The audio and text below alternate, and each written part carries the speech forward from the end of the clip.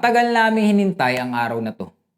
Lahat kami excited dahil sa wakas, panibagong bundok na naman ang aakyatin namin. Okay, isa-isayin natin ang cast. Charis, Osh, Trish, Ang pinakamaganda. Clarice. Si Mother. at ang pinakamaangas. Yun, si Cardo. Ang may bedroom. Grabe ang may bedroom. Ang yaksam ng avior. Jeremy! Trish, paano open bite? Dagi. Badrip yan. Paano ba naman hindi mababadrip si Trisha? Ang bayad sa kada ulo sa pagsakay ng 4x4 ay 2,100. Dahil 7 kami, 14,700 agad ang babayaran. Sama ng loob ko, guys. Pero para sa kasiyahan. Trisha. Nandito na tayo eh. Wala na tayong choice kundi tumuloy. 4-2. Ano to? Apat lang ang pwedeng isakay na isang 4x4. Kaya nahati ang grupo sa dalawa. Tawagin na lang natin ang grupo na grupo ni Trisha at grupo ni Cardo. Ayun ang maganda ang 4x4. Anong kulay ng 4x4 mo? Pula? Yan! Pula! Pula tayo!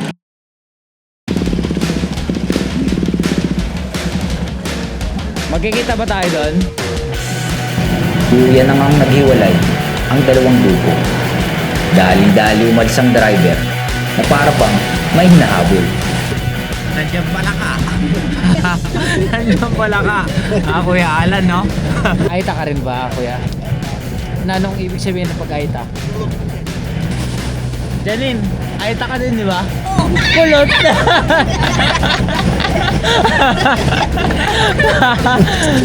Ikaw, aita ka rin ba, Clarice?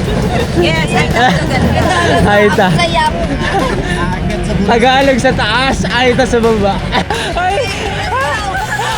Kaya ko nagkakaroon din namin ng gifts.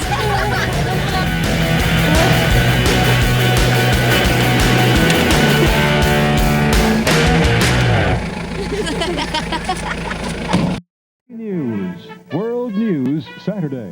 The Philippine government has ordered the evacuation of thousands more people within a 25-mile radius of Mount Pinatubo. That sent up huge clouds of ash visible 60 miles away in Manila. Nang dahil sa pagsabog ng Pinatubo at pag-agos ng mga lahar, marami itong nasirang tahanan at pangkabuhayan. Pero nang lumipas ang ilang taon, nagkaroon ang lugar ng di pangkaraniwang anyong lupa at tubig na nagpaangat ng turismo dito. Pero naiinis pa rin ako sa driver. Hindi man lang hinintay yung grupo ni Trisha. Dito tayo mag-umpisa, guys. Ano naman siya? Parang siyang putong. Nga, biglang gano'n. Putong siya eh.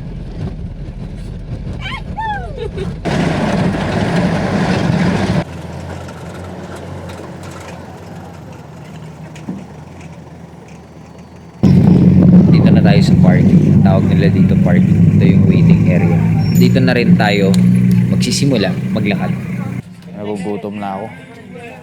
Kaya bibili muna ako ng pagkain.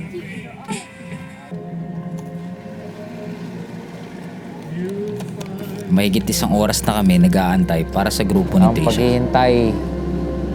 Pero tumataas na ang sikat ng araw. Kaya tumuloy na kami.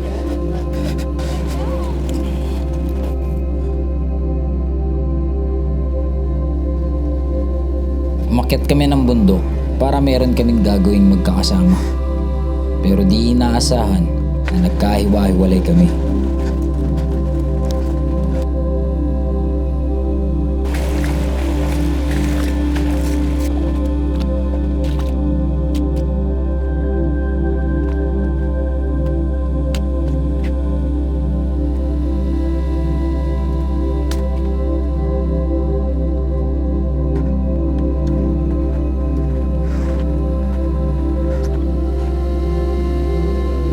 inabot na tayo ng tanghaling tapat kakaintay. Nandito na tayo sa crater.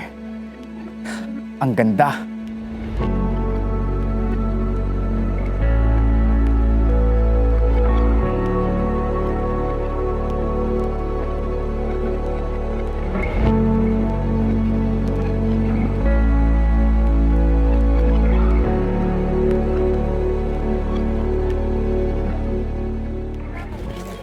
Nakita na natin ang missing person. Kaya na pa kayo nandito? Hinintay namin kayo. Sabi kasi nauna na kayo. Scammer talaga yung mga driver. Sabi ko nga kay kuya, kuya wala po kayo Ay, bye. Baba ulit oh. Hinahanap kayo kasi nga baka nga daw naghihintay kayo. Nakatulog na si Myong. Kanina pa kayo nandito? Oo, night. Wala pa kang taon na kami. Oh! Ito, kay Tricia oh. Hi kayo, guys. Hi guys. Welcome to my guys. Ay, Magaganda yung picture nila kasi maaga sila dumating. ano pala nangyari sir? Bakit ang tagal niyo pala? Hinintay namin kayo. Nintay ganin namin kayo. Nagantayan tayo. Hinintay namin kayo kaya ang ganda na kuha ni Trish oh. Sabi niya pa, ano umalis na kasi kayo, babangon na sana ako. Wala akong tao kanina. Di ba walang tao kanina kami? Tulog. Sa registration, sabi ng lalaki. Di ba sinili pa natin? Siyempre. Ngap talaga lahat ng pagkain. Gatorade. Hindi lang. 5 hours pa pala. Mahaba pa. Bakit? Paano open Battery? bike?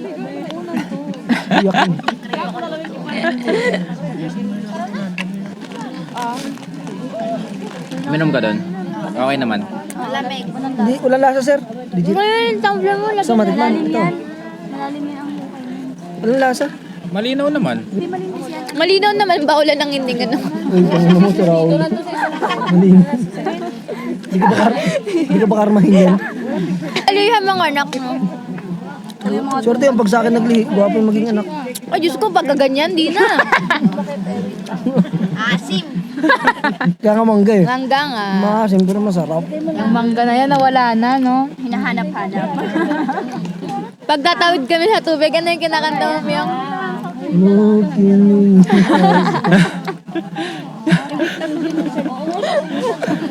Alam mo ano sir, yung Crazy Beautiful. Dito kasi ginanap yun, di ba? Hindi niya alam yun. Ang alam niya yung tabing ilog.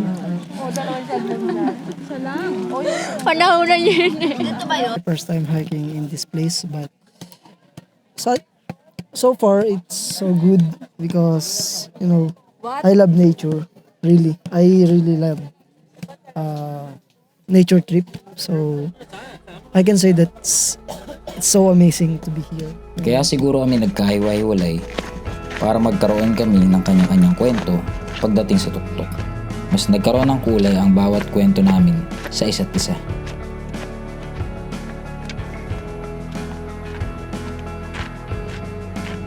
Ang buhay natin ay parang Mount Pinatubo. Minsan, makakaranas tayo ng pagsabog.